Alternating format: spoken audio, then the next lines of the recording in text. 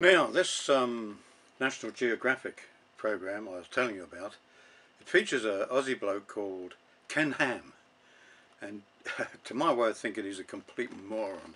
He insists that the world is only 6,000 years old, and that dinosaurs existed at the same time as man.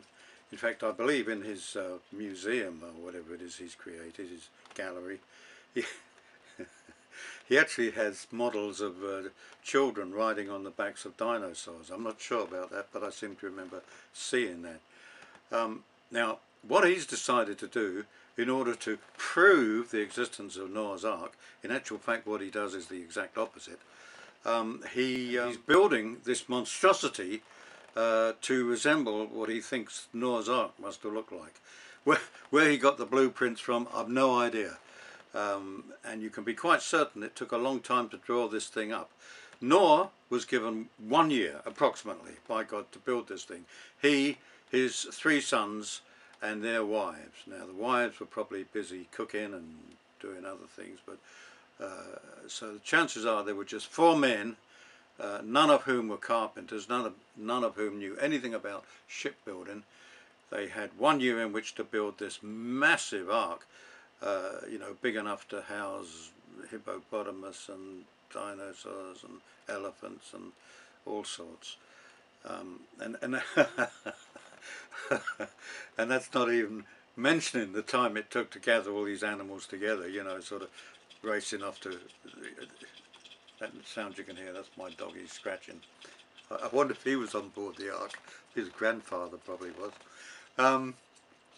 You know, it must have taken quite a while to zoom up to the Arctic and gather all the polar bears, and then zoom down to Australia, gather a few kangaroos and wombats and wallabies and, you know, lesser spotted this and that. Anyway, cut a long story short, Ken Ham is building this thing. It's nearly completed, and it's you know, it's quite something to look at. But in order to build it, he had hundreds of volunteers helping him, and here's the thing, they started off with finished timber. Now, I'm asking you, how long do you think it took 4 men to cut down one big cedar tree? I'm assuming it was probably cedar because they were prolific in that area. Cut down that one tree and then neatly slice it into planks. And bearing in mind all they had were the crudest possible instruments. According to the Bible, the ancient Hebrews didn't even have iron.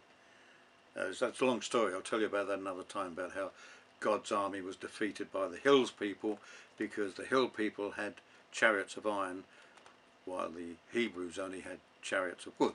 That's a long story. So chances are Noah and his family didn't even have iron tools.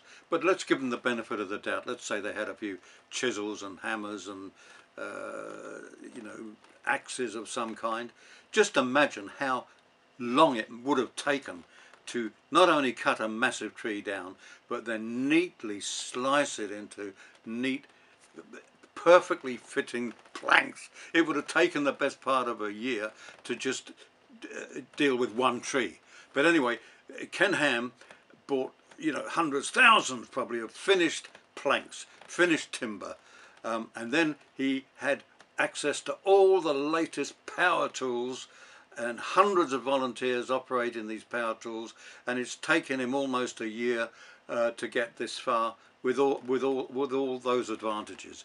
So we'll take a look at this this National Geographic program, and then you make up your own mind whether or not Ken Ham has proven that an ark could possibly have existed, or whether he's proved the exact opposite. I think this dingaling has proved, not that any proof was needed, that it couldn't possibly have been achieved with just 4 men with primitive tools and no finished wood. You make up your own minds. I'll catch up with you in a minute.